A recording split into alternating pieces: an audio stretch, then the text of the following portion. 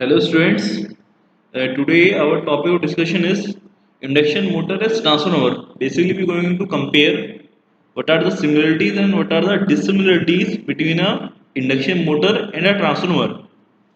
So we have till now we have already discussed the principle of operation of transformers and what are the relative speed, what is the slip, what is the frequency of rotor, what is stator frequency, stator speed, and what are the relative speed with respect to each other between the stator and the rotor. So, so in this topic, if you compare an induction motor and a transformer, so almost the working principle of induction motor and transformer are very much similar. Both works on principle of electromagnetic induction. It is Faraday's law and Lenz's law. Both work on principle of electromagnetic induction. It is Faraday's law plus Lenz's law. तो transfer में आप क्या करते थे, transfer में आप primary पे supply करते थे। लेट से कि ये जो हमारा स्टेटर है, लेट से this the three phase transformer, ठीक है। थ्री फेज स्टार में हो गया हमारा, सिंगल फेज होता तो सिर्फ एक वाइंडिंग आती। आपने ट्रांसफार्मर में क्या करते थे, आप यहाँ सप्लाई देते थे, ठीक है। यहाँ पे करंट जाता था वाइंडिंग में, फ्लक्स प्रोड्यूस होता था, और जो म्यूचुअल फ्लक्स जो फ्लक्स होता था वो अल्टरनेटिंग होता था नेचर में, because our supply is AC in nature. तो करंट एसी है तो फ्लक्स कैसा हुआ, अल्टरनेटिंग नेचर।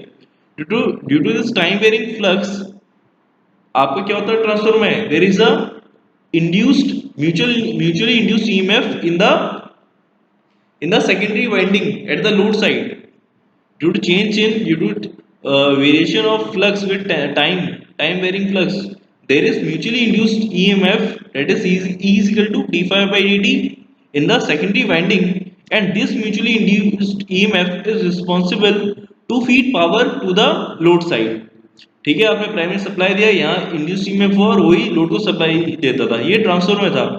तो similarly in induction motor also आप सप्लाई देते हैं, इस सप्लाई से स्टेटर में जब करंट फ्लो करता है, स्टेटर की वाइंडिंग में, स्टेटर के बार्स में, ठीक है, आज जब सप्लाई देते हैं तो यहाँ पे एक रोटेटिंग फ्लक्स प्रोड्यूस होता है। कैसा फ्लक्स, रोटेटिंग फ्लक्स, रिवॉल्विंग या rotating flux, rotating in the direction from leading phase two lagging phase, ठीक है। ये जो फ्लक्स प्रोड्यूस होता है बार बार रोटर कंडक्टर्स को कट करता है, रोटर कंडक्टर्स को कट करता है, रोटर कंडक्टर्स क्या हमारे शॉर्ट सर्किट होते हैं, ठीक है। इस केस में नहीं है, नॉर्मल जो प्रिंसिपल है, रोटर कंडक्टर शॉर्ट सर्किटेड तो रोटर में करंट प्रोड्यूस होता है, और वो करंट और स्टेटर फ्लक्स हमारा आपस में इंटरेक्ट करके एक हमारा टॉर्क प्रोड्यूस करते हैं, ठीक है। And the rotor will rotate in the direction of revolving field, जिस डायरेक्शन में रिवॉल्विंग फील्ड रोटेट कर रहा है सेम डायरेक्शन में रोटर रोटेट करता है, बिकॉज हमारे because we have to minimise the flux cutting action. तो दिस ये principle of operation I have already discuss. तो सेम हेयर, अभी ये जो केस है, in this case I have taken कि आपने स्टेटर पे सप्लाई दिया but my rotor is open circuited, मेरा रोटर क्या इस केस में ओपन सर्किटेड है, that means there is no current flowing the rotor side और my rotor is stand still, मेरा रोटर घूम नहीं रहा है, रेस्ट पे रोटर नहीं घूम रहा। आपने सप्लाई भले ही दी है but there is no action in rotor, ठीक है। इंड्यूस्ड ईएमएफ होगा but as a circuit is open, तो यहाँ पे कोई करंट फ्लो नहीं करेगा, करंट फ्लो नहीं करेगा तो रोटर रोटेट नहीं करेगा, ठीक है। तो हमारा जैसे ट्रांसफार्मर में ईएमएफ इक्वेशन क्या होती है, इन ट्रांसफार्मर में we have EMF equation root 2 pi F N phi M, ठीक है। There is no winding factor, K W में क्या है, this is the stator winding factor.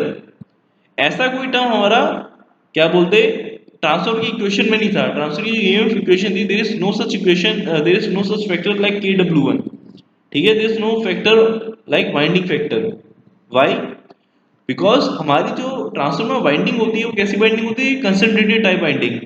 I already told you concentrated winding क्या है, एक ही आपके स्लॉट में सारी वाइंडिंग है, ठीक है। बट जो हमारी वाइंडिंग हमारी एक इंडक्शन मोटर में वो कैसी है, distributed winding along the periphery, जो उसकी पेरिफेरी है बाउंड्री के अक्रॉस पूरी पूरी वाइंडिंग डिस्ट्रीब्यूटेड है। So that's why we have this term stator winding factor. और यहाँ पे जो फ्लक्स है हमारा वो पीक वैल्यू नहीं है, ट्रांसफार्मर में वैल्यू क्या होती है हमारा फाई एम आता था, मतलब maximum value of the flux, but यहाँ पे हमारे क्या है फाई वैल्यू है, ठीक है, tannic flux.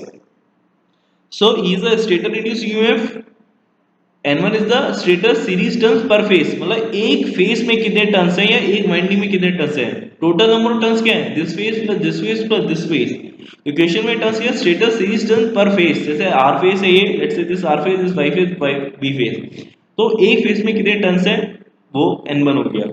Kw stator winding factor less than 1 होती है इसकी वैल्यू। सिमिलरली रोटर, तो यहाँ देखिए हमारी फ्रीक्वेंसी कौन सी, एफ क्या हमारी सप्लाई फ्रीक्वेंसी है जिस पे भी हम सप्लाई कर रहे हैं। वैसे हमारे रोटर की इक्वेशन क्या हुई, root two pi F R rotor frequency, rotor winding factor, number of turns per phase in rotor winding, कितने टर्न्स है रोटर में per phase in rotor winding into flux. तो यहाँ पे देखिए हमारी फ्रीक्वेंसी कौन सी एफ आर है, ठीक है। And I told you what is F R, rotor frequency क्या होती है, एस एफ के बराबर होती है, S F slip into supply frequency और द स्टेटर फ्रीक्वेंसी। बट जब हमारा रोटर स्टैंड स्टिल पे है, where my rotor is not rotating, मेरी स्लिप क्या है, 1 होती है, slip is equal to 1। Slip क्या है मेरा, N S minus N R upon N S, तो N S minus N R upon N S, at stand still my N S क्या है, एन आर क्या है मेरा, जीरो है। एट ए स्टैंड स्टिल में रोटर नहीं घूमना, तो रोटर स्पीड इज जीरो, तो स्लिप क्या होगा, 1 हो जाएगा। So at standstill, my rotor frequency is just equal to the supply frequency or the frequency at the stator side. ठीक है, तो I can write my equation, my E2 equation as root 2 pi f kW N2 phi, where kW is the rotor winding factor and N2 is the rotor series turns per phase. ठीक है, rotor में कितने turns हैं पर phase, same. ठीक है, तो और यहाँ पे अगर हम वोल्टेज रेशियो की बात करें, EMF या वोल्टेज रेशियो की for induction motor, my ratio is E1 by E2 upon Kw1 N1 upon Kw2 N2। ठीक है, we have to, so in case of induction motor we have to take this factor into account, winding factor। Transformer में ऐसा कोई factor नहीं आता था। so so we can write this Kw1 N1 as N1 dash and Kw N2 as N2 dash, where N1 dash is the effective number of turns in stator and N2 dash is the effective number of turns in rotor। ठीक है, these are turns per phase। ठीक है, so here I have discussed some dissimilarity। हमारे transformer में no load current exciting current की value क्या होती है, 2 to 5% of the full load current. मान लीजिए फुल लोड करंट 100 एम्पीयर है, तो what is the value of this no load current, कितना होगा, 2 से 5%, 2 ampere to 5 ampere. But induction motor में हमारा नो लोड करंट की वैल्यू कितनी होती है in terms of full load current, it is 30 to 50% of the full load current. ये किस लिए होती है, because there is air gap between stator and rotor. Air gap क्या दे रहा है आपको, रिलक्टेंस दे रहा है। ठीक है, जो मेरा रोटर है और स्टेटर के बीच में क्या है, मेरी एयर गैप है। एयर गैप क्या कर रहा है, इस रोटर को, जैसे मेरे यहाँ पे मेरी वायर आ रही है, तो मेरा स्टेटर में फ्लक्स प्रोड्यूस हुआ, यहाँ सप्लाई कनेक्ट कर रखी है, मेरा स्टेटर पे क्या बोलते हैं सप्लाई है, स्टेटर फ्लक्स प्रोड्यूस हुआ। बट स्टेटर जो हमारा म्यूचुअल फ्लक्स है, कौन सा फ्लक्स है, जो मेरी स्टेटर वाइंडिंग और रोटर वाइंडिंग को लिंक करेगा, दोनों वाइंडिंग को। So my mutual flux has to cross this air gap. मेरे जो म्यूचुअल फ्लक्स है, इस म्यूचुअल फ्लक्स को मेरा स्टेटर से रोटर आना पड़ेगा। ठीक है, बट जब वो स्टेटर से रोटर आएगा तो उसको बीच में एयर गैप मिलेगा, मतलब हवा, air, there is no iron. ठीक है, जैसे ट्रांसफार्मर में क्या होता था, कोर होता था। ठीक है, तो there is no such thing like air gap. तो यहाँ पे नो लोड करंट कम होता था क्योंकि रिलक्टेंस बहुत कम होती है। ये जो कोर है हमारा, ऐसा क्या काम है, to offer minimum path. But here इसको क्या करना पड़ा, एयर गैप क्रॉस करना पड़ा, इसलिए नो लोड करंट कितना है, 30 to 50% due to high reluctance. Similarly, note this point, no load power factor of induction motor is very low।